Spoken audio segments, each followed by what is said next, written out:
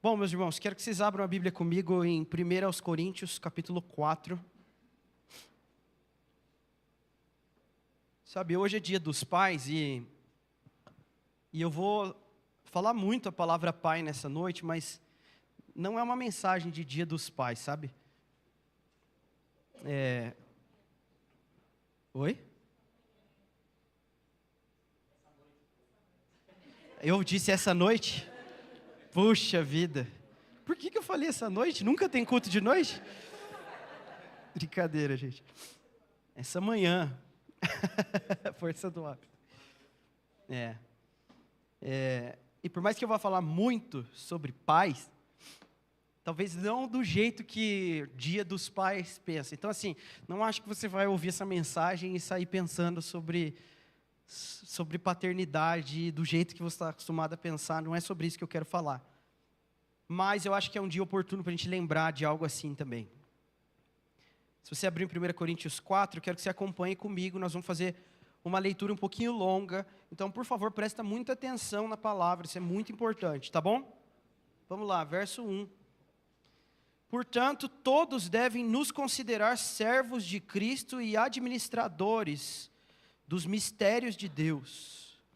O que se requer desses administradores é que sejam fiéis. Contudo, pouco me preocupa ser julgado por vocês ou por qualquer tribunal humano. De fato, nem eu julgo a mim mesmo, porque a minha consciência em nada me acusa, mas nem por isso sou inocente. O Senhor é quem me julga. Portanto, não julguem nada antes do tempo, esperem até que o Senhor venha. Ele trará à luz o que está oculto nas trevas e manifestará as intenções de cada coração. Então, cada um receberá de Deus a sua recompensa. Irmãos, apliquei essas coisas a mim e a Apolo pelo bem de vocês, para que aprendam de nós o que significa não ir além do que está escrito. Assim, ninguém se orgulhe de um homem em detrimento de outro. Pois quem torna você diferente de qualquer outra pessoa? O que você tem que não tenha recebido? E se o recebeu, por que se orgulha como se não tivesse recebido? Vocês já têm tudo o que querem, já se tornaram ricos, chegaram a ser reis, e sem nós. Como eu gostaria que realmente fossem reis, para que nós também reinássemos com vocês. Porque me parece que Deus pôs a nós, os apóstolos, em último lugar, como condenados à morte. Viemos a ser um espetáculo para o universo, tanto para os anjos como para os homens. Nós somos insensatos por causa de Cristo, mas vocês são sensatos em Cristo. Nós somos fracos, mas vocês são fortes. Somos respeitados. Vocês são respeitados, mas nós somos desprezados. Até agora estamos passando fome, sede e necessidade de roupas. Somos tratados brutalmente, não temos residência certa, trabalhamos arduamente com as próprias mãos. Quando somos amaldiçoados, abençoamos. Quando perseguidos, suportamos. Quando caluniados, respondemos amavelmente. Até agora, tornamo-nos a escória da terra, o lixo do mundo. Eu não escrevo essas coisas para envergonhar vocês, mas para os aconselhar como a meus filhos amados. Embora possam ter 10.000 tutores em Cristo, vocês não têm muitos pais, pois eu mesmo os gerei em Cristo Jesus por meio do Evangelho. Portanto, suplico que se tornem meus imitadores. Por essa razão estou enviando a vocês Timóteo, meu filho amado e fiel no Senhor, o qual trará a lembrança de vocês a minha maneira de viver em Cristo Jesus, o que está de acordo com o que ensino por toda parte, em todas as igrejas. Essa é a palavra de Deus, irmãos. Pai, nós te damos graças numa manhã como essa, Senhor, porque o Senhor tem nos dado a oportunidade de contemplarmos a glória de Jesus. O Senhor tem nos dado a oportunidade, Senhor, de sermos alinhados à Tua palavra, Senhor. Muito obrigado, Senhor, que privilégio é estarmos aqui, Senhor. Obrigado, Senhor, pelas Suas santas palavras, que nunca falham, Senhor. Nós te pedimos nessa manhã que diante delas o Senhor nos ilumine o entendimento. Abra os olhos do nosso coração, Senhor, para que nós possamos contemplar a Sua palavra e sermos transformados por ela. Eu te peço, Senhor, que apesar de mim, nessa manhã, a Sua palavra gere frutos que permaneçam dos meus irmãos. Esse é o nosso desejo aqui e agora, em nome de Jesus. Amém. Amém, irmãos? Bom, esse texto que a gente acabou de ler, um pouquinho longo até, né? Ele é um tanto quanto constrangedor. Se você entendeu o que você leu comigo, você... Sabe quando você lê aquela mensagem que você faz assim? Sabe essa expressão? Caramba, forte o que ele está falando, né? E o apóstolo Paulo parece ter alguns problemas com o que está acontecendo na igreja de Corinto. E não é só nesse capítulo, né? A carta de Coríntios, primeira dela, é um tanto quanto forte e constrangedora. O apóstolo Paulo repreende os coríntios muitas vezes.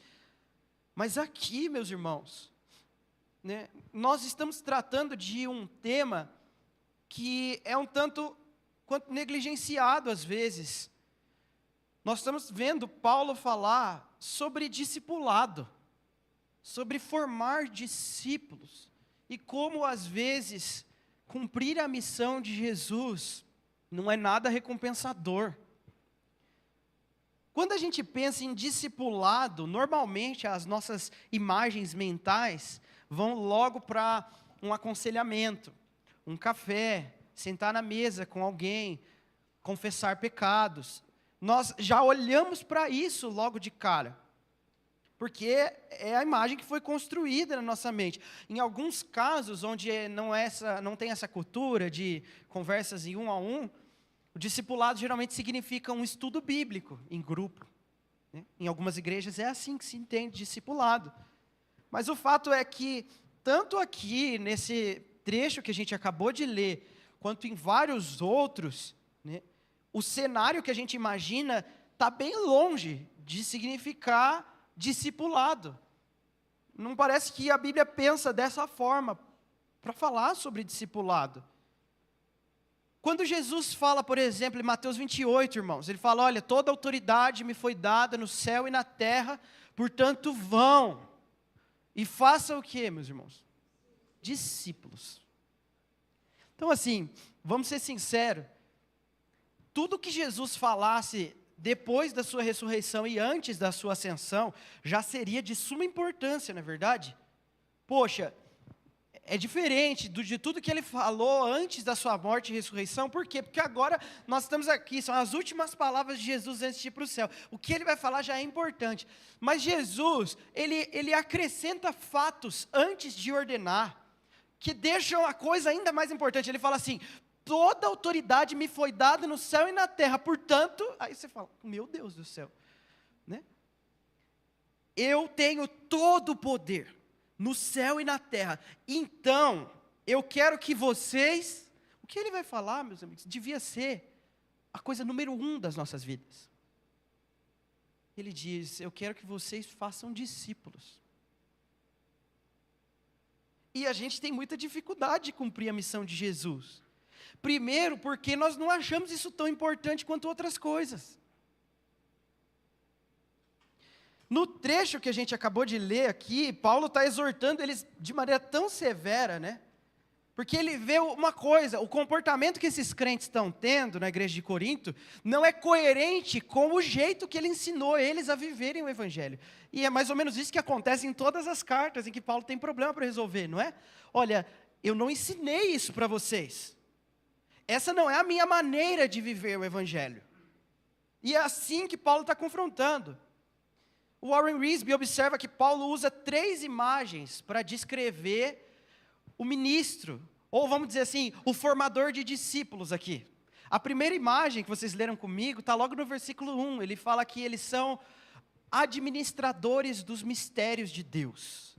O que é então um formador de discípulos? O que é um apóstolo, como Paulo diz, alguém vocacionado, alguém que está engajado na missão do evangelho? O que é? É um administrador dos mistérios de Deus. Os mistérios de Deus aqui, meus irmãos, não é misticismo, tá? Os mistérios de Deus. Não, a Bíblia.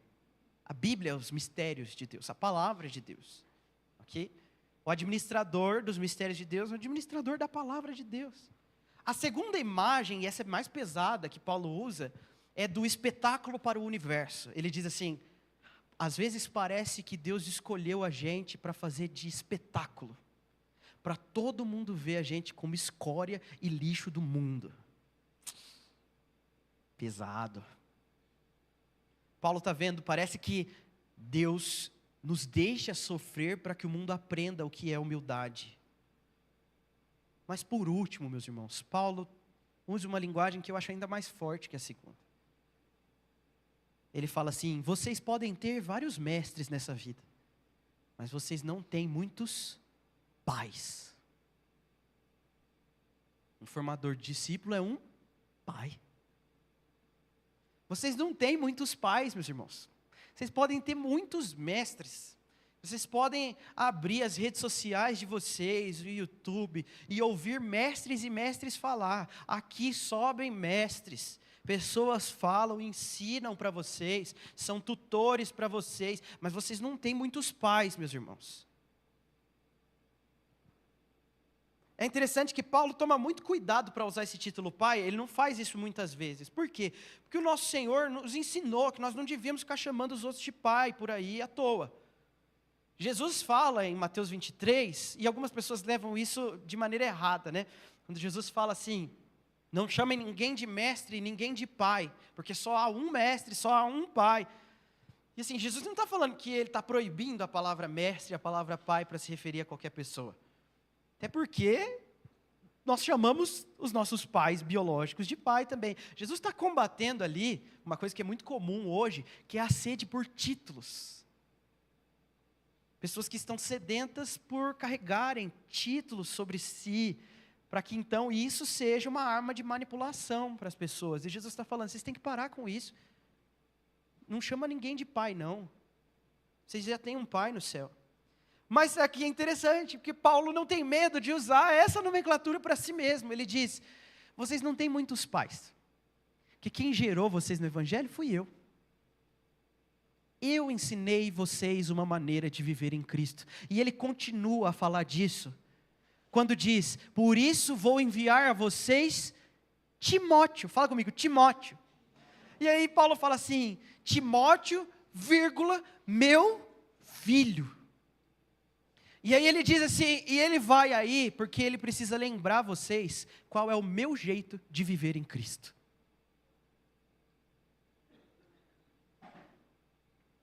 Fazer discípulos, meus irmãos, é diferente de pregar ou palestrar. O que eu estou fazendo agora não é fazer discípulos. Fazer discípulos é ensinar uma maneira de viver em Cristo. Isso é fazer discípulos. Quando nós olhamos para Mateus 28, como a gente falou, a gente vê claramente, Jesus tem uma missão para a gente, e é fazer discípulos, certo? Agora, abre comigo em Atos capítulo 1, porque aqui entra no mesmo grupo de discursos de Jesus. Nós estamos falando de mais uma vez em que Jesus está falando antes de ascender aos céus, mas depois de ter ressuscitado os mortos. Então, mais um discurso super importante, não é verdade? O que Jesus vai falar agora é de suma importância. E aí, Atos 1, a gente não lê muito, pula lá para o verso 8, ok? Essa passagem é bem conhecida, né? E aí, olha só o que Jesus fala: vocês receberão poder quando o Espírito Santo descer sobre vocês, e serão minhas testemunhas, tanto em Jerusalém, como em toda a Judéia e Samaria, e até os confins da terra. Certo? Então Jesus fala que os discípulos deviam ser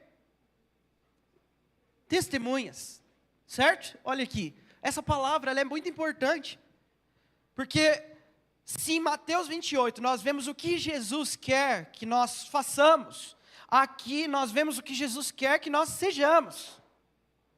Então, façam discípulos, sejam testemunhas. E aí a palavra testemunha, ela é muito pesada para a gente achar que Jesus está falando só de falar de coisas que aconteceram. Porque esse é o sentido comum de testemunho na igreja. Por exemplo, se nós falarmos que vai ter um culto de testemunhos, o que quer dizer? Quer dizer que nós vamos separar um tempo para todo mundo sentar aí e alguns irmãos virem aqui contar do que Deus fez na vida deles, certo? Isso é um senso comum sobre testemunho. Mas essa palavra testemunha não tem a ver com isso.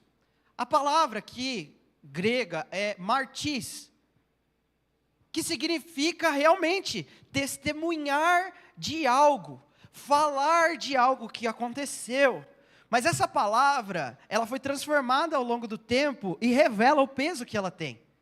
Martis é o que vai dar origem à palavra que nós temos hoje como martírio. Jesus está falando assim: eu quero pessoas que falem do que creem, mesmo que precisem morrer por isso.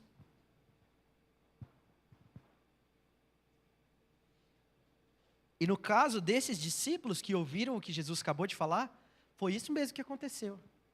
Todos morreram por causa do que criam. Agora, no nosso tempo, as expressões são bem diferentes. A expressão mais comum para definir o que nós somos, socialmente falando, é evangélicos. É assim que nós somos considerados, evangélicos, né? O que por si só não é um termo ruim, ok? Evangélico vem de evangelho. Então, os evangélicos são o povo do evangelho, certo? Eu sei que vocês estão cabreiro de falar certo, né? Não sei, Vitor, se são o povo do evangelho. No nosso país, a gente é visto muito mais como um grupo imenso, socialmente falando.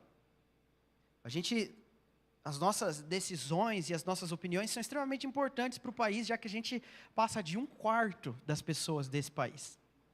Estamos falando só dos evangélicos, não estamos nem tocando no tema cristãos como um todo.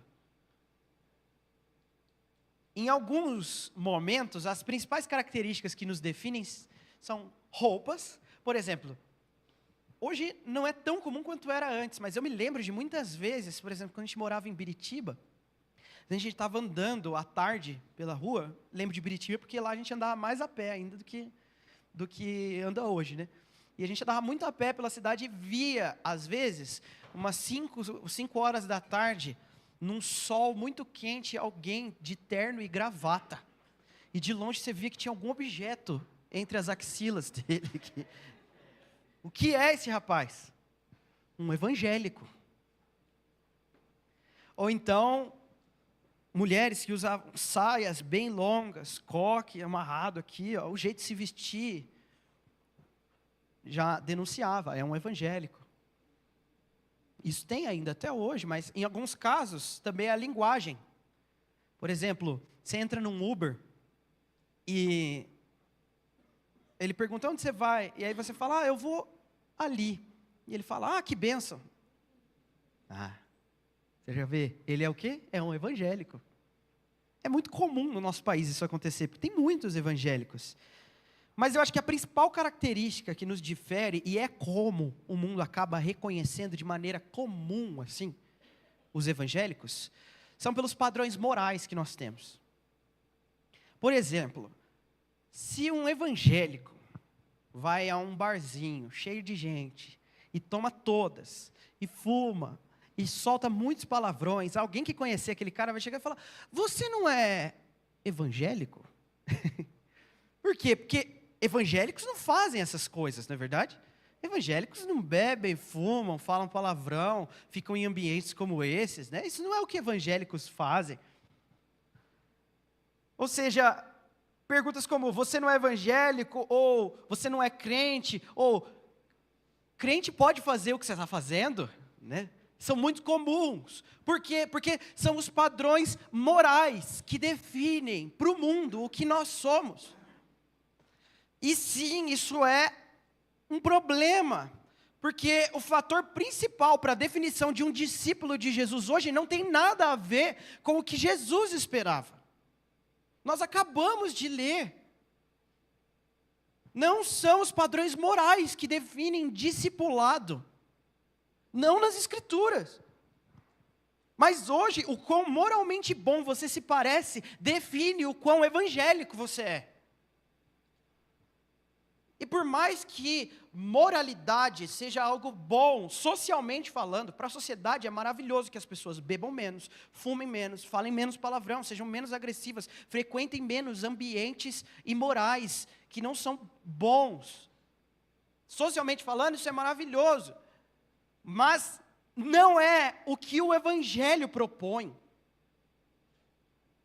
Isso é tão forte que molda não só como nós somos vistos socialmente falando, molda como nós vemos a sociedade. Nós, como igreja, aqui temos não só a casa do Pai, mas você pode incluir a gente, que esse é o jeito de crentes pensarem.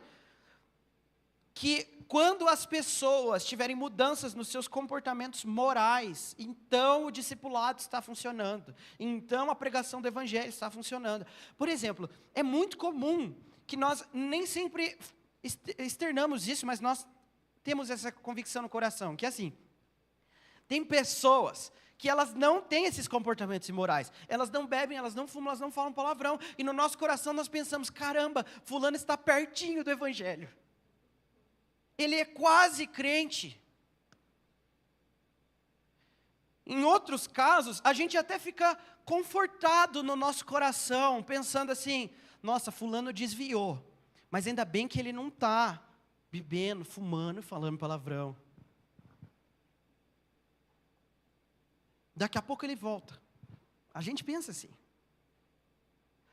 Em outros casos ainda, quando alguém se rende ao Senhor no Evangelho, a gente nutre mais expectativas por ver os comportamentos desconfortáveis que nós não gostamos indo embora, do que por ver verdadeiro arrependimento, verdadeira devoção.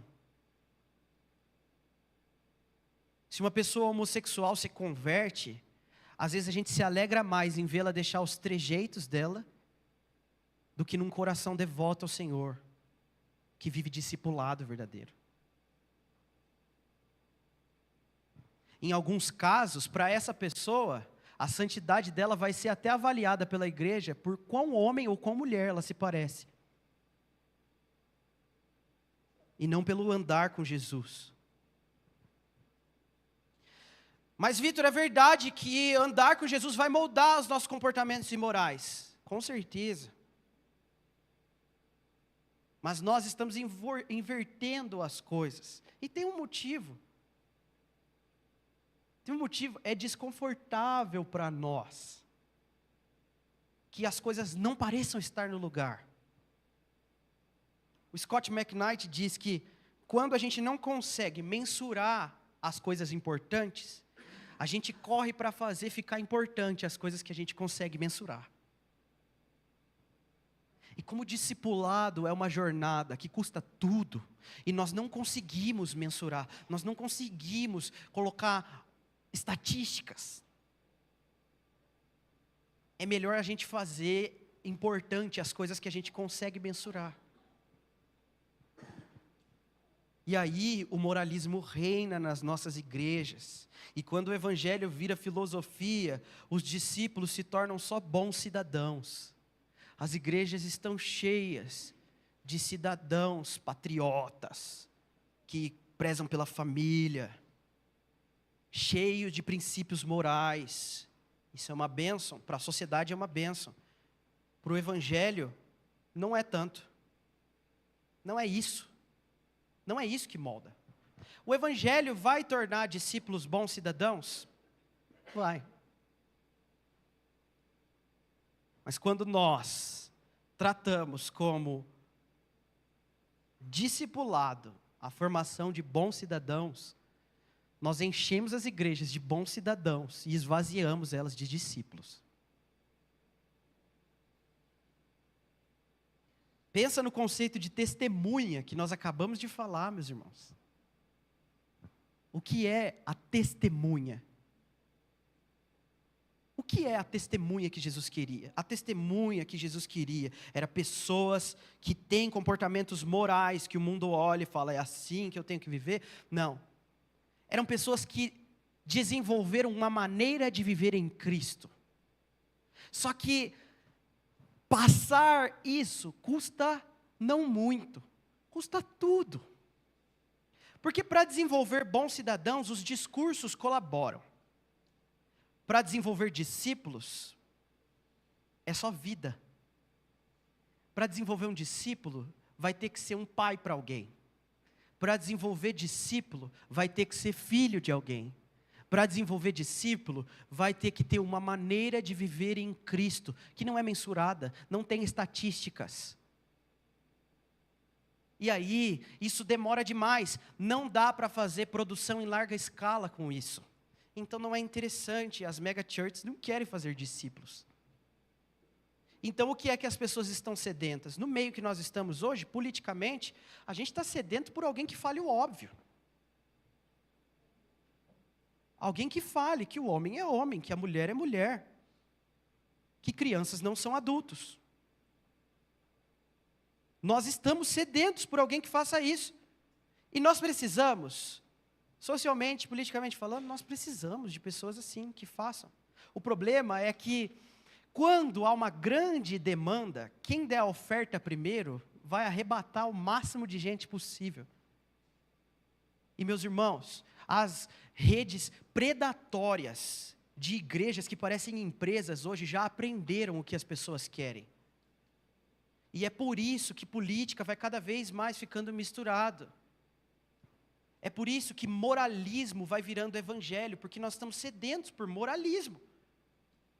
Então nós começamos a acreditar que sim, que se a gente conseguir moldar os comportamentos externos das pessoas, das coisas que a gente vê, nós vamos ter igrejas cheias de discípulos, mas não, nós temos igrejas cheias de bons cidadãos, de pessoas que sim, são como deveriam ser, que abandonaram comportamentos imorais que o mundo via, elas só não conhecem nada a respeito de Jesus, o que Ele diz, a esperança que Ele nos deu.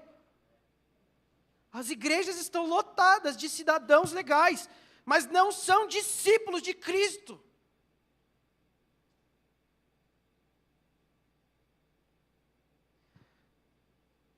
Como a gente tem que manter o máximo de gente aqui dentro, a gente começa a criar classes de discipulado para você ver até onde dá, para você ir.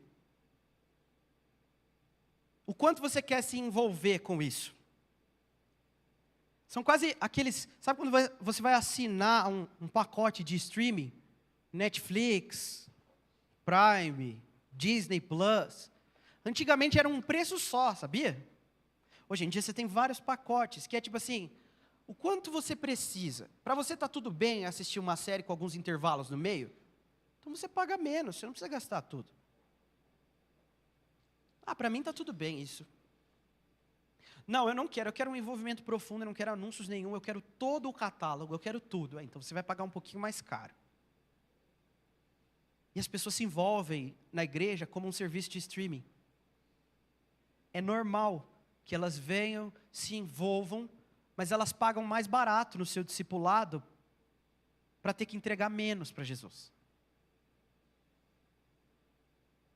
Sabe, eu não quero essa coisa toda aí de ficar neurótico, pensando no dia do Senhor e coisas assim.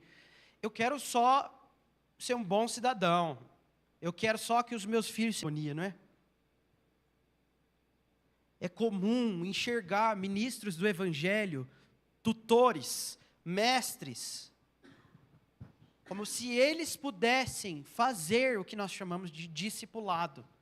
As igrejas ficam cheias de tutores e não têm pais, e por isso também não têm discípulos. Até mesmo com relação a estudos em grupos, homens se reúnem para estudar mais masculinidade do que o Evangelho. Mulheres se reúnem mais para estudar feminilidade do que o Evangelho. Jovens e crianças se concentram muito mais em tornar as pessoas mais parecidas com os estereótipos sociais que nós pensamos que elas têm que ter, do que com o Evangelho. Então, os homens hoje vêm procurando uma igreja que vai ensinar eles a serem macho.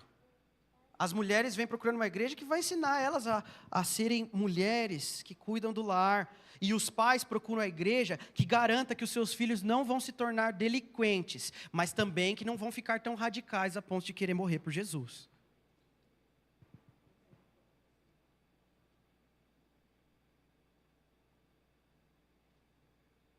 O compromisso real com o Evangelho vai levar as pessoas até as consequências finais. E isso custa tudo. E a gente não quer coisas que custem tudo.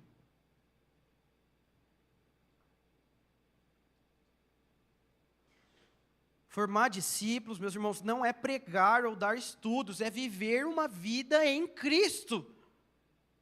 E viver uma vida em Cristo vai tocar em todas as áreas da minha vida. É por isso que eu não preciso de um estereótipo de esposo para eu aprender a ser. Eu preciso de discipulado, eu preciso de evangelho, eu preciso que Jesus me diga como tratar minha esposa. E não alguém, não um retrato. Nós estamos trocando as coisas, meus irmãos. Quando eu discuto com a minha esposa e a gente tem problema, não é que eu preciso de um curso, de alguém para me ensinar a ser homem. Não, eu preciso, sabe do quê? Eu preciso das palavras de Jesus. Que Jesus me confronta.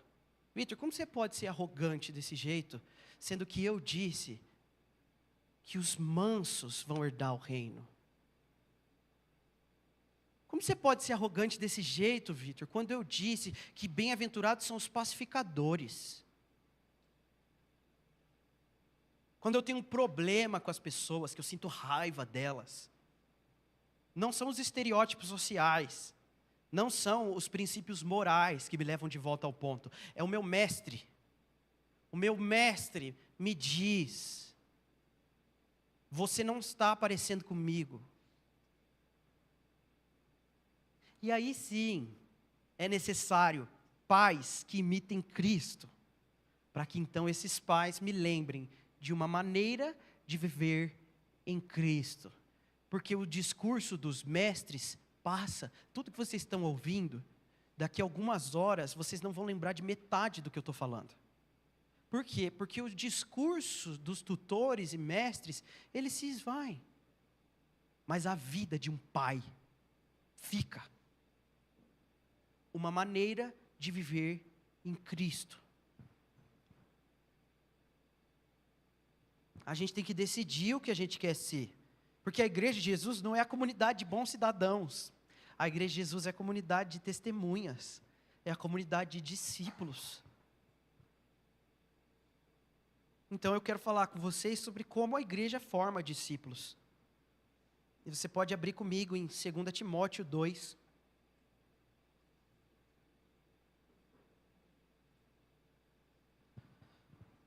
Nós vamos ler 10 versículos de 2 Timóteo 2. Então, abre a sua Bíblia e preste bastante atenção comigo nas coisas que Paulo fala para Timóteo.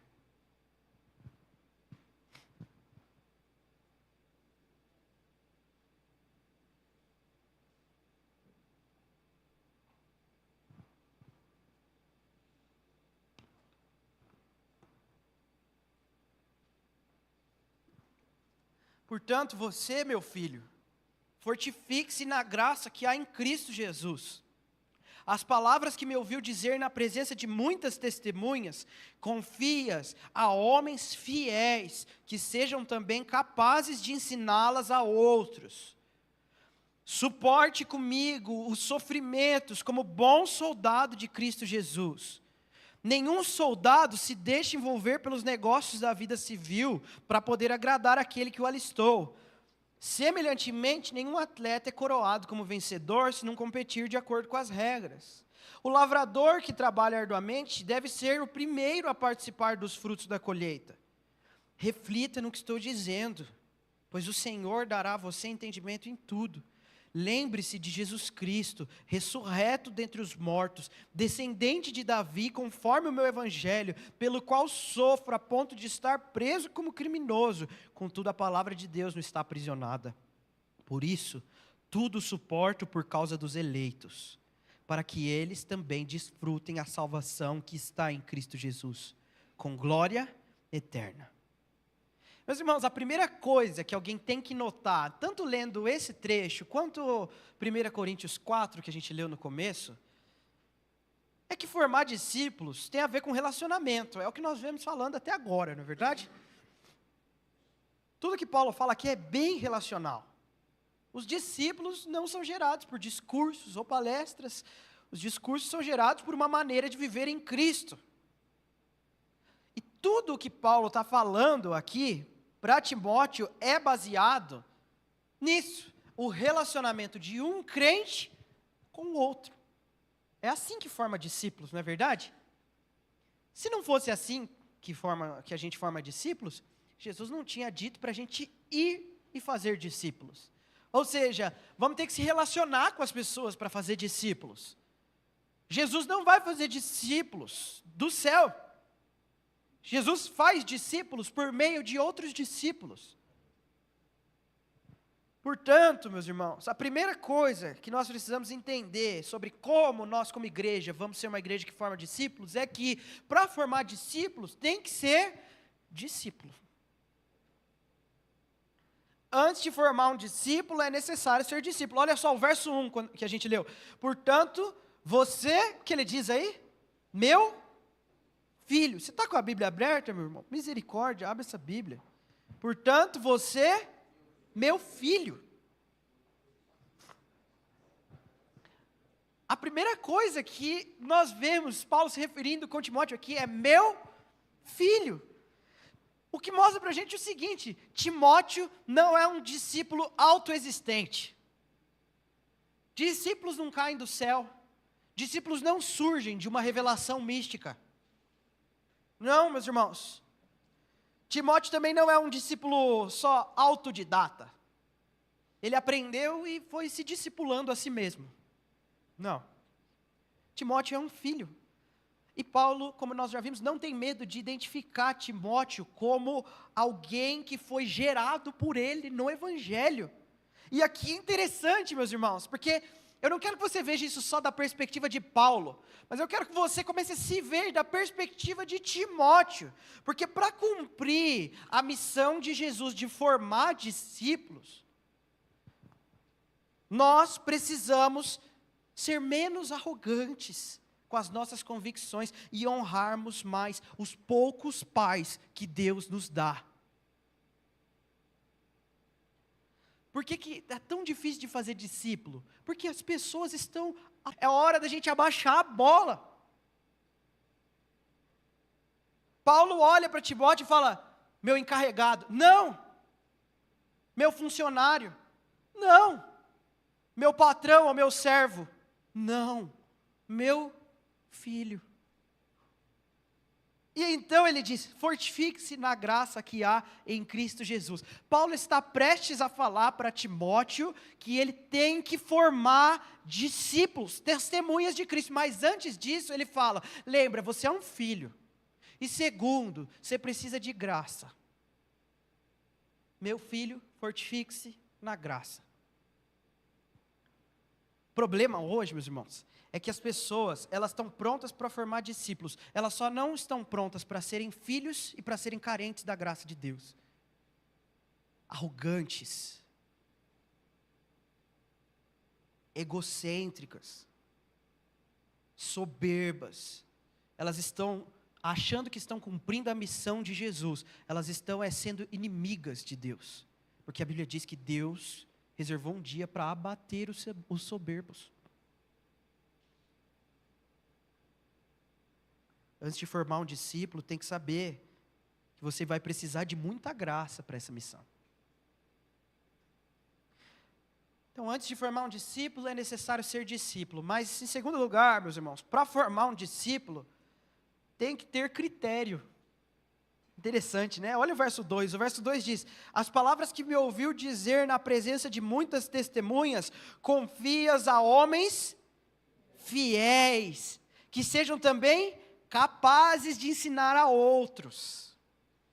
Esse trecho me admira muito, porque a gente deixou o discipulado tão pobre, que às vezes parece que a gente montou uma barraquinha, escrito, discipulado grátis, venha se você não tem nada melhor para fazer. Não. Meus irmãos, houve um tempo em que os jovens tinham sede, fome, para que alguém mais experiente o chamasse para perto, e lhes ensinasse algo. Mas hoje em dia, os mestres foram colocados no lugar dos pais. E agora a gente tem um monte de gente arrogante que acha que não precisa ser ensinado.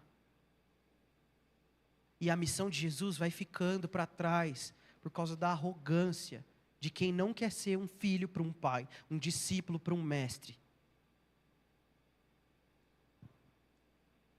Mas, quanto a Timóteo, não existe isso. Paulo fala para ele: Timóteo, não gasta lábia com todo mundo, não. Procura entre as pessoas, garimpa os homens fiéis que têm capacidade de ensinar alguém. Quando vai se recuperar entre nós o desejo de ser um discípulo e, portanto, a humildade de se colocar como alguém que escuta?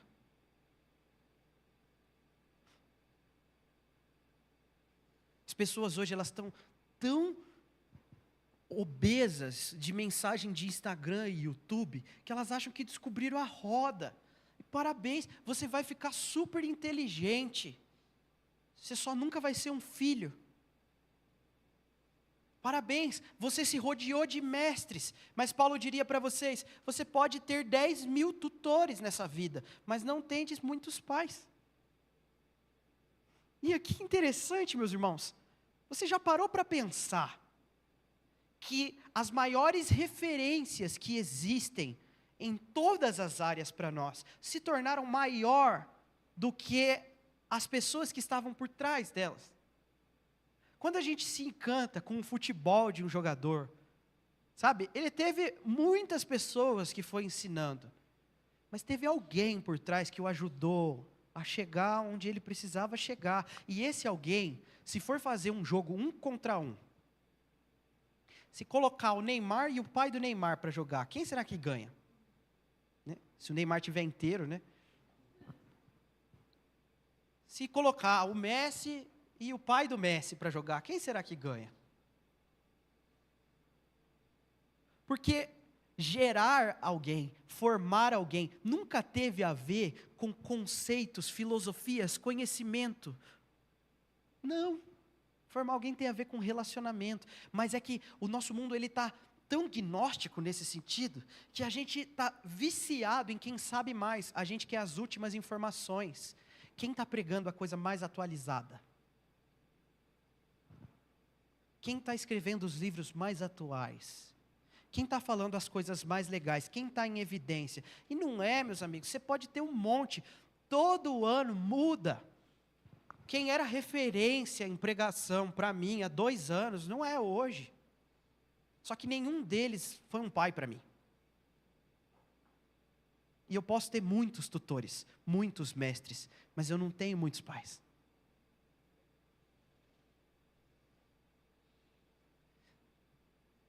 Se a nossa igreja quer ser formadora de discípulos, a gente tem que começar a recuperar a preciosidade do que é ser discípulos. As pessoas têm que começar a sentir sede e vontade de novo, de ser chamado para perto de alguém. E com isso, é necessário que entre nós haja critério. Você quer ser um discípulo? Seja alguém fiel. Busque sim uma maneira de se tornar capaz de ensinar a outros. Francis Chan diz: se você não parece com Jesus, a gente não precisa de 2 de você.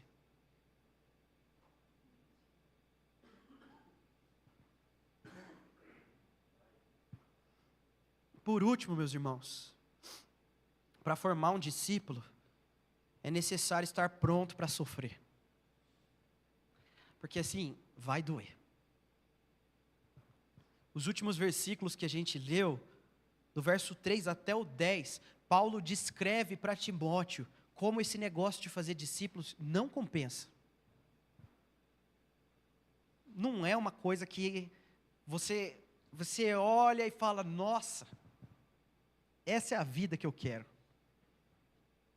É por isso que no meio disso tudo, se você está com a sua Bíblia aberta, no meio, bem no meio, no verso 8, Paulo fala assim: lembre-se de Jesus Cristo. Ele está dizendo assim: Timóteo, se você não lembrar de Jesus, nada disso vai valer a pena. Porque as pessoas traem, as pessoas abusam umas das outras. As pessoas são más. Fazer discípulos dói. E Paulo não poupa Timóteo de saber. Mas se você quer saber como é que é, Timóteo? É como se alistar para o exército. Você quer saber como é que é? É como ser um atleta, que só vai ser recompensado quando chegar no final. Você quer saber como é que é? É como um lavrador, que só vai poder ter o privilégio de comer do fruto depois que a colheita chegar. Mas então Paulo termina dizendo para ele: lembre-se de Jesus Cristo, pelo qual sofro a ponto de estar preso. Depois ele termina dizendo no verso 10, eu suporto tudo por causa dos eleitos. Meus irmãos, esse negócio de igreja não compensa. Quando você vê alguém fazendo um alarde, quando você vê pessoas tratando ser crente, fazer discípulos, fazer igreja como um negócio super lucrativo, tem alguma coisa errada. Paulo fala claramente. Como nós lemos, veja como Paulo vê a si mesmo, né, em sua missão. Como nós lemos em 1 Coríntios 4, ele diz, você quer saber qual é o sentimento? Falando para pessoas que, olha só, Paulo gerou no Evangelho, mas que agora estão se voltando contra ele. Paulo fala, sabe qual é o sentimento? Às vezes parece que Deus escolheu a gente para ser a escória do mundo.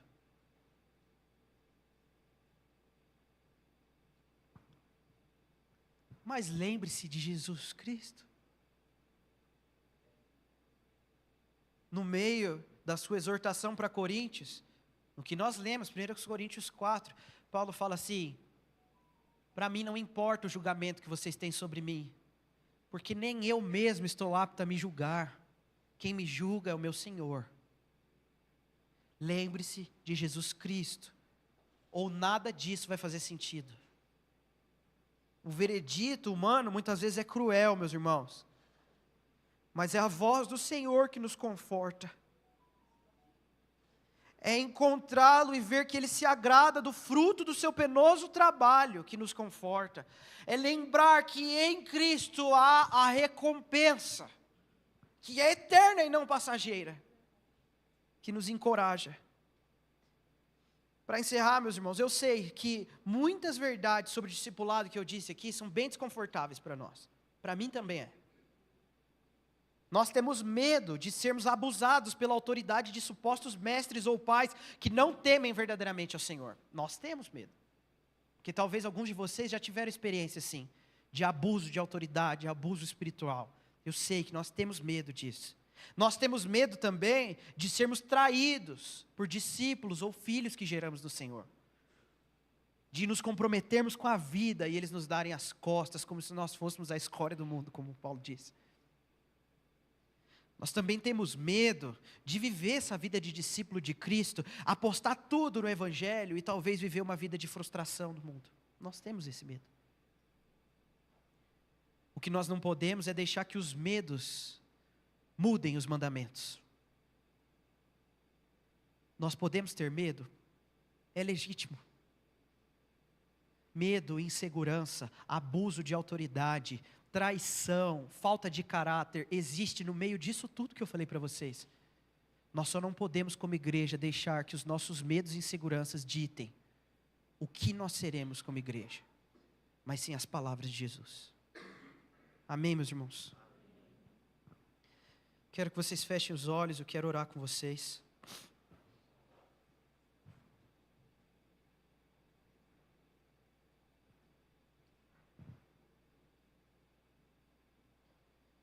Pai, nós te damos graça, Senhor, nessa manhã. Porque grande é o seu amor, Senhor, e a sua misericórdia dura para sempre. Senhor, obrigado por nos chamar. Obrigado, Senhor, por usar pessoas ao longo do tempo para nos ensinar, nos moldar no Evangelho. Mas, Senhor, nós hoje, num dia como esse, agradecemos especialmente pelos pais que o Senhor já levantou nas nossas vidas. Porque nós não temos muitos pais, não, Senhor. Ajuda-nos, Senhor, como igreja, a sermos criteriosos.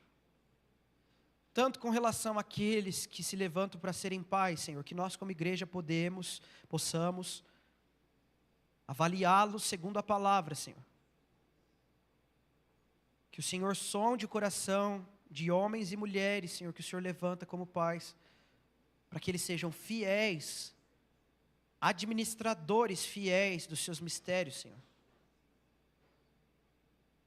Mas, Senhor, levanta entre nós, Senhor, verdadeiro critério também,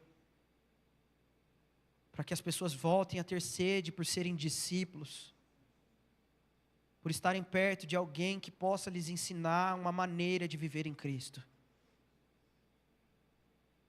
Senhor, livra-nos, Senhor, de nos tornarmos uma igreja em que apenas os princípios morais é quem definem o discipulado. Não, Senhor, nós queremos sim ver uma cultura, uma sociedade transformada pelo Evangelho, mas pelo Evangelho, não pelo moralismo, Senhor. Senhor, nos dê mais maturidade, Senhor, porque o Senhor talvez tenha nos poupado até aqui de viver situações que nos deixariam constrangidos, dependendo das pessoas que entrassem nesse lugar, Senhor. Talvez nós não ainda estaríamos prontos para isso, por conta do nosso moralismo, Senhor, da nossa hipocrisia.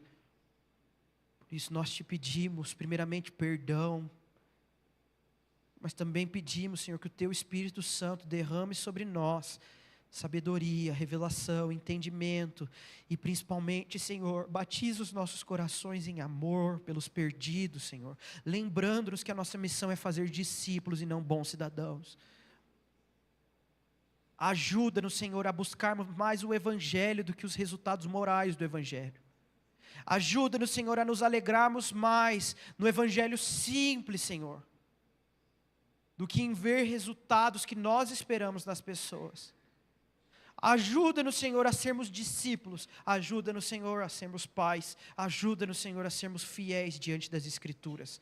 Faça-nos, Senhor, uma igreja que corresponde ao seu chamado.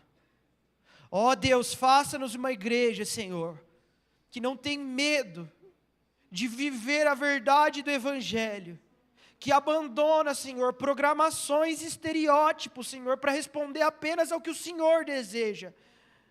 Nos dê coragem e ousadia, Deus dos nossos pais, para que nós possamos, Senhor, num tempo como esse, ser uma igreja firme no Evangelho, Senhor. Esse é o nosso desejo nessa manhã, em nome de Jesus, amém.